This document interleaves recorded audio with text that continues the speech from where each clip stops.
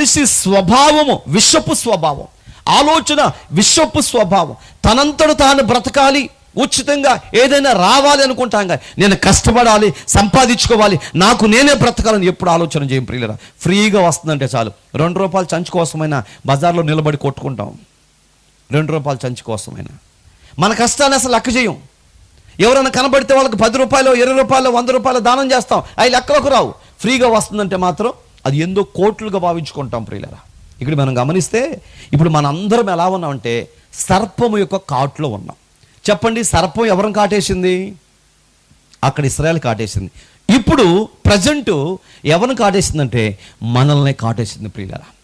మన కాటేయటం కదండి, మన పిల్లలను కాటేసింది. ప్రతి యవనస్తుడు సర్ప కాటులో ఉండిపోయాడు. తాగుడనే పాము విషపు సర్పము కాటేస్తే ఆ విషపు సర్పములో బానిసగా మారిపోయి వారి జీవితాలు నాశనం చేసుకుంటున్నారు. ఆ తాగుడు నుంచి బయటకు రాలేకపోతున్నారు. ఆ మరణకరమైన విషం వారి జీవితాల్లోకి వెళ్ళిపోయింది.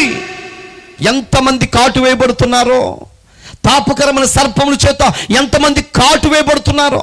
అసత్యం అనే పాము కాటు వేస్తుంది, అన్యాయం అనే పాము కాటు వేస్తుంది, తాగుడనే పాము కాటు వేస్తుంది, సిగరెట్ అనే పాములు కాటు వేస్తున్నాయి.